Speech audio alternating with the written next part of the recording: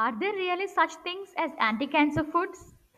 If you search online for anti cancer foods or foods that prevent cancer, you'll find thousands of claims of one vegetable, one fruit, one superfood that supposedly protect everything. But here is the truth. Cancer prevention is not about one magic food. It's about your overall dietary pattern. And today we are going to explore what the science actually says about anti-cancer foods and what really matters in a cancer prevention diet. And by the end of this video, you may completely rethink how you look at your plate. Major organizations like the American Cancer Society and the World Cancer Research Fund do not support the idea of a single miracle food that prevents cancer. Instead, decades of research consistently show something more powerful. Long term dietary patterns influence cancer risk. Not overnight, not dramatically, but quietly, repeated daily choices every 10, 20, even 30 years. So, the real question isn't what is the best anti cancer food. The real question is what kind of eating pattern supports long term health. Hi everyone, I'm Dr. Priya Ravi, PhD, and welcome to our cancer prevention series. So far, we have discussed healthy weight and physical activity, the two major pillars of cancer prevention. Today, we step into something even more personal, your kitchen. When I first planned this topic, I thought I could cover diet in one video, but the evidence is too important.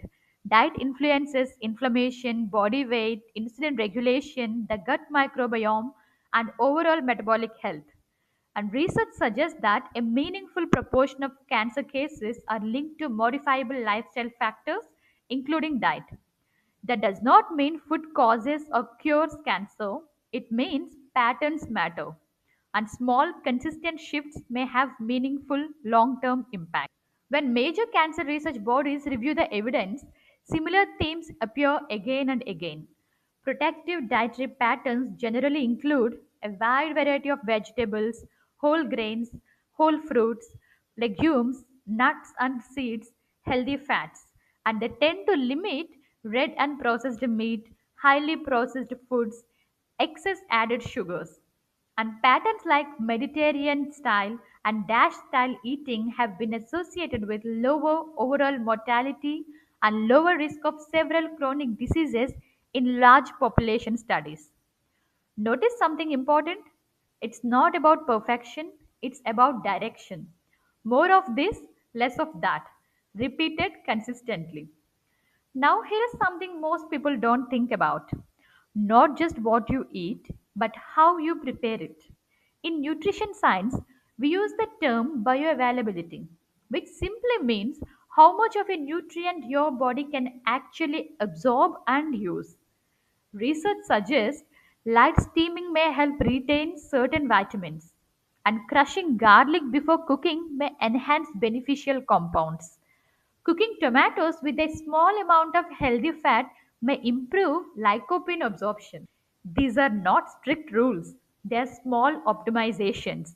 And when small optimizations are repeated for years, they can become meaningful. This series is not about fear, it's about informed decisions. In this series, we are going much deeper than just listing foods.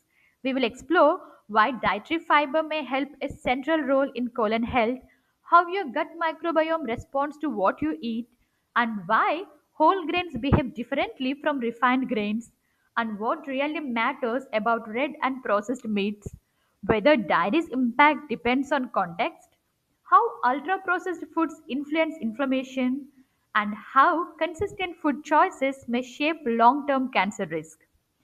We'll break down vegetables, fruit, legumes, grains, fats, dairy, and meats, not in isolation, but as part of an overall pattern. By the end of this series, you won't just know what to eat, you will know how to cook it, how to eat it for better nutrient absorption, and how, most importantly, you will understand the science behind every bite. And in the next video, we are getting practical. We'll break down vegetables, fruits, and legumes, which types matter, how preparation methods may influence nutrient retention, how much fruit is considered reasonable according to evidence based guidelines. So, if you're serious about understanding cancer prevention beyond headlines, subscribe, and turn on notifications. Because in this series, we are not chasing superfoods, we are building evidence based habits. And what we uncover next might be more powerful than you think. I'm Dr. PriyaRavi, PhD, and I'm excited to walk this journey with you, step by step, evidence by evidence, meal by meal. I'll see you in the next video. Thank you.